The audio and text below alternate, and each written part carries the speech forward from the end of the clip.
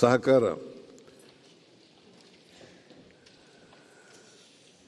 2024-25ನೇ ಸಾಲಿನಲ್ಲಿ 21,78,00,000 ರೈತರಿಗೆ 18,960 ಕೋಟಿ ರು ಕೃಷಿ ಸಾಲ ವಿತರಿಸಲಾಗಿದೆ. ರಿಯಾಯಿತಿ ಬಡ್ಡಿ ದರದಲ್ಲಿ ನೀಡುವ ಪುನರ್ಧನದ ಮಿತಿಯನ್ನು ನಬಾರ್ಡ್ 50% ಕಡಿಮೆ ಮಾಡಿದ್ದರೂ ಸಹ ನಿಗದಿತ ಗುರಿಯನ್ನು ಸಾಧಿಸಲು ನಾವು ಬದ್ಧರಾಗಿದ್ದೇವೆ. ಪ್ರಸಕ್ತ ಸಾಲಿನಲ್ಲಿ 37 ಲಕ್ಷ ರೈತರಿಗೆ 28,000 ಕೋಟಿ ರು ಸಾಲವನ್ನು ವಿತರಿಸುವ ಗುರಿ ಹೊಂದಲಾಗಿದೆ. 23-24ನೇ ಸಾಲಿನ ಬೆಳಗಾವಿ ಅಧಿವೇಶನದಲ್ಲಿ ಘೋಷಿಸಿದಂತೆ ಡಿಸಿಸಿ ಹಾಗೂ ಪಿಕಾರ್ಡ್ ಬ್ಯಾಂಕುಗಳ ಸಂಬಂಧಿಸಿದ ಮಧ್ಯಮಾವಧಿ ಮತ್ತು ದೀರ್ಘಾವಧಿ ಸಾಲಗಳ ಮೇಲಿನ 240 ಕೋಟಿ ರು ಬಡ್ಡಿಯನ್ನು ಮನ್ನಾ ಮಾಡಲಾಗಿದೆ. ಯಶಸ್ವಿನಿ ಯೋಜನೆಯಡಿ ಇಲ್ಲಿವರೆಗೆ 700 ನೆಟ್ವರ್ಕ್ ಆಸ್ಪತ್ರೆಗಳು ನೋಂದಣಿಯಾಗಿದ್ದು, ಈ ಆಸ್ಪತ್ರೆಯಲ್ಲಿ ಇದುವರೆಗೂ ರಾಜ್ಯಾದ್ಯಂತ 59,000 ಫಲಾನುಭವಿಗಳು 103 ಕೋಟಿ ರು ಮೊತ್ತದ ಚಿಕಿತ್ಸೆ ಪಡೆದಿರುತ್ತಾರೆ. ಪ್ರಾಥಮಿಕ ಕೃಷಿ ಪತ್ತಿನ ಸಹಕಾರ ಸಂಘಗಳ ಕೇಂದ್ರ ಪುರಸ್ಕೃತ ಗಣಕೀಕರಣ ಯೋಜನೆಯಡಿಯಲ್ಲಿ 93 ಕೋಟಿ ರುಗಳಷ್ಟು ಬಿಡುಗಡೆ ಮಾಡಿ ರಾಜ್ಯದಲ್ಲಿ 110 ಸಂಘಗಳ ಗಣಕೀಕರಣವನ್ನು ಪೂರ್ಣಗೊಳಿಸಲಾಗಿದೆ. ಪ್ರಸಕ್ತ ಸಾಲಿನಲ್ಲಿ 3,000 ಸಂಘಗಳನ್ನು ಸಂಪೂರ್ಣವಾಗಿ ಗಣಕೀಕರಿಸಲು ಉದ್ದೇಶಿಸಲಾಗಿದೆ. ಕನಿಷ್ಠ ಬೆಂಬಲ ಬೆಲೆ ಯೋಜನೆಯಡಿ ತೊಗರಿ ಖರೀದಿಗೆ ಪ್ರತಿ ಕ್ವಿಂಟಾಲ್ಗೆ 7,550 ರು ಜೊತೆಗೆ ರಾಜ್ಯ ಸರ್ಕಾರದಿಂದ ವತಿಯಿಂದ ಹೆಚ್ಚುವರಿ ಪ್ರೋತ್ಸಾಹಧನ 450 ರುಗಳಂತೆ ಒಟ್ಟು 138 ಕೋಟಿ ರು ನೀಡಲು ನಿರ್ಧರಿಸಲಾಗಿದೆ.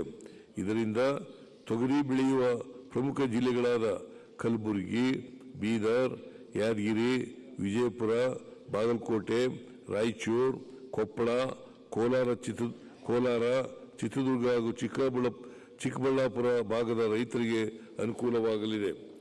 ಸಹಕಾರ ಇಲಾಖೆಯಲ್ಲಿ ಕಾರ್ಯಕ್ಷಮತೆ, ಪಾರದರ್ಶಕತೆ ಹಾಗೂ ಜನಸ್ನೇಹಿ ಸೇವೆಗಳನ್ನು ನೀಡಲು ಈ ಕೆಳಕಂಡ ಸುಧಾರಣಾ ಕ್ರಮಗಳನ್ನು ಜಾರಿಗೆ ತರಲಾಗುವುದು.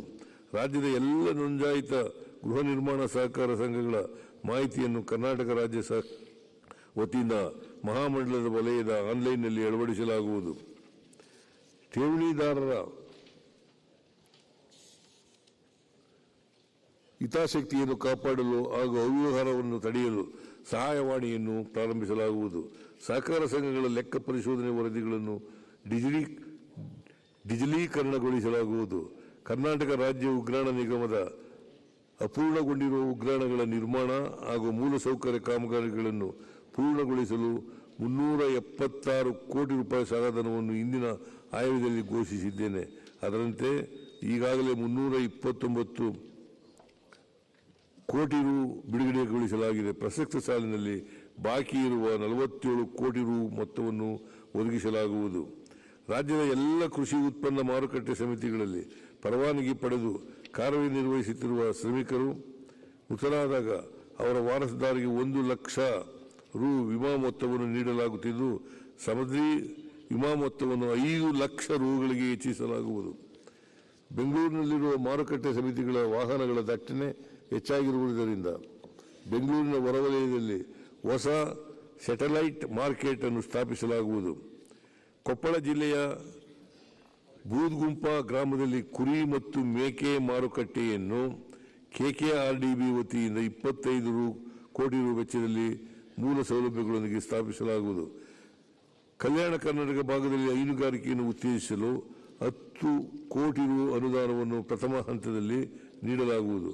ಕಲಬುರಗಿಯಲ್ಲಿ ನೂತನ ಮೆಗಾ ಡೈರಿಯನ್ನು ಪ್ರಾರಂಭಿಸಲು ಕೆಕೆಆರ್ಡಿ 50 ಕೋಟಿ ರು ಅನುದಾನ ಒದಗಿಸಲಾಗುವುದು. ಕೆಕೆಆರ್ಡಿಬಿ ವತಿಯಿಂದ ಕಲಬುರಗಿಯಲ್ಲಿ ಪ್ರಾದೇಶಿಕ ಸಹಕಾರ ಭವನವನ್ನು 10 ಕೋಟಿ ರು ವೆಚ್ಚದಲ್ಲಿ ನಿರ್ಮಿಸಲು ಉದ್ದೇಶಿಸಿದೆ. ಕೆಕೆಆರ್ಡಿಬಿ ಸಹಯೋಗದಿಂದ ಗ್ರಾಮೀಣ ಉಗ್ರಾಣಗಳನ್ನು 60 ಕೋಟಿ ರು ವೆಚ್ಚದಲ್ಲಿ ನಿರ್ಮಾಣ ಮಾಡಲಾಗುವುದು. ಕುರಿ ಮತ್ತು ಮೇಕೆ ಸಾಕಾಣಿಕೆದಾರರ ಅನುವಾಗುವಂತೆ ಬೆಂಗಳೂರಿನಲ್ಲಿ ಸುಸಜ್ಜಿತ ಕುರಿ ಮತ್ತು ಮೇಕೆ ಮಾರುಕಟ್ಟೆಯನ್ನು ಪ್ರಾರಂಭಿಸಲಾಗುವುದು.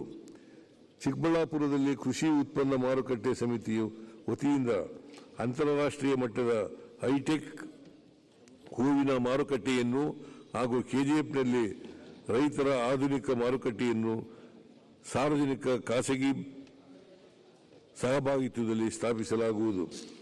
ಸಹಕಾರ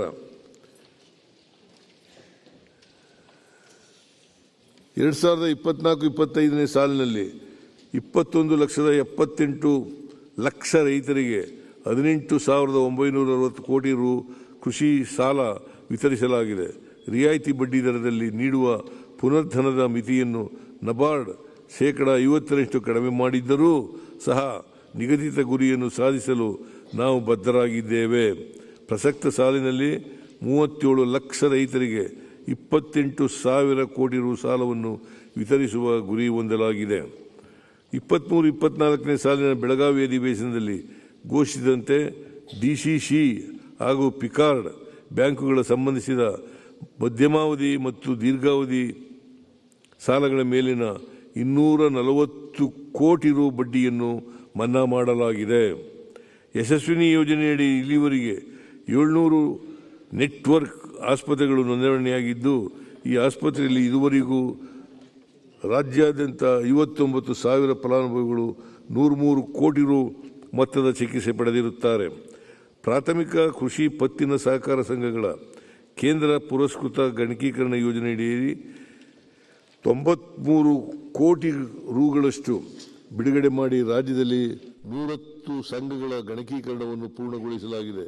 ಪ್ರಸಕ್ತ ಸಾಲಿನಲ್ಲಿ 3,000 ಸಂಘಗಳನ್ನು ಸಂಪೂರ್ಣವಾಗಿ ಗಣಕೀಕರಿಸಲು ಉದ್ದೇಶಿಸಲಾಗಿದೆ. ಕನಿಷ್ಠ ಬೆಂಬಲ ಬೆಲೆ ಯೋಜನೆಯಡಿ ತೊಗರಿ ಖರೀದಿಗೆ ಪ್ರತಿ ಕ್ವಿಂಟಾಲ್ಗೆ 7,550 ರು ಜೊತೆಗೆ ರಾಜ್ಯ ಸರ್ಕಾರದಿಂದ ವತಿಯಿಂದ ಹೆಚ್ಚುವರಿ ಪ್ರೋತ್ಸಾಹಧನ 450 ರುಗಳಂತೆ ಒಟ್ಟು 138 ಕೋಟಿ ರು ನೀಡಲು ನಿರ್ಧರಿಸಲಾಗಿದೆ. ಇದರಿಂದ ತೊಗರಿ ಬೆಳೆಯುವ ಪ್ರಮುಖ ಜಿಲ್ಲೆಗಳಾದ ಕಲಬುರಗಿ, ಬೀದರ್, ಯಾದಗಿರಿ, ವಿಜಯಪುರ, ಬಾಗಲಕೋಟೆ, ರಾಯಚೂರು, ಕೊಪ್ಪಳ, ಕೋಲಾರ, ಚಿತ್ರದುರ್ಗ ಹಾಗೂ ಚಿಕ್ಕಬಳ್ಳಾಪುರ ಭಾಗದ ರೈತರಿಗೆ ಅನುಕೂಲವಾಗಲಿದೆ. ಸಹಕಾರ ಇಲಾಖೆಯಲ್ಲಿ ಕಾರ್ಯಕ್ಷಮತೆ, ಪಾರದರ್ಶಕತೆ ಹಾಗೂ ಜನಸ್ನೇಹಿ ಸೇವೆಗಳನ್ನು ನೀಡಲು ಈ ಕೆಳಕಂಡ ಸುಧಾರಣಾ ಕ್ರಮಗಳನ್ನು ಜಾರಿಗೆ ತರಲಾಗುವುದು. ರಾಜ್ಯದ ಎಲ್ಲ ನೋಂದಾಯಿತ ಗೃಹ ನಿರ್ಮಾಣ ಸಹಕಾರ ಸಂಘಗಳ ಮಾಹಿತಿಯನ್ನು ಕರ್ನಾಟಕ ರಾಜ್ಯ ವತಿಯಿಂದ ಮಹಾಮಂಡಲದ ವಲಯದ ಆನ್ಲೈನ್ನಲ್ಲಿ ಅಳವಡಿಸಲಾಗುವುದು. ಠೇವಣಿದಾರರ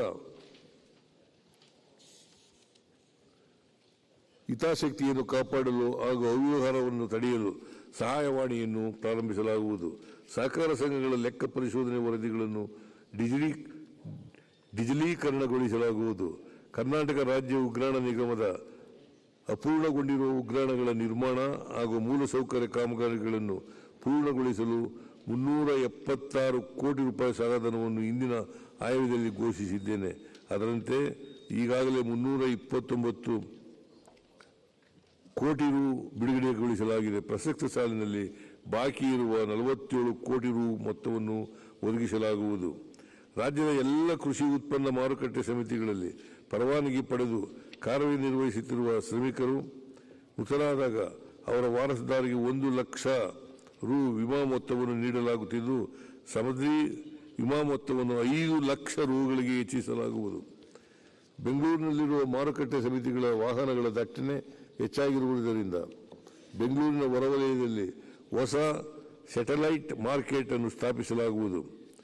ಕೊಪ್ಪಳ ಜಿಲ್ಲೆಯ ಬೂದ್ಗುಂಪ ಗ್ರಾಮದಲ್ಲಿ ಕುರಿ ಮತ್ತು ಮೇಕೆ ಮಾರುಕಟ್ಟೆಯನ್ನು ಕೆಕೆಆರ್ಡಿಬಿ ವತಿಯಿಂದ 25 ಕೋಟಿ ರು ವೆಚ್ಚದಲ್ಲಿ ಮೂಲ ಸೌಲಭ್ಯಗಳೊಂದಿಗೆ ಸ್ಥಾಪಿಸಲಾಗುವುದು.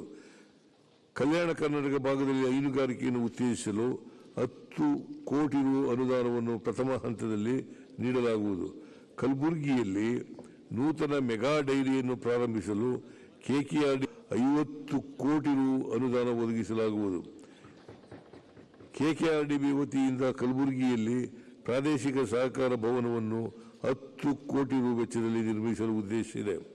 ಕೆಕೆಆರ್ಡಿಬಿ ಸಹಯೋಗದಿಂದ ಗ್ರಾಮೀಣ ಉಗ್ರಾಣಗಳನ್ನು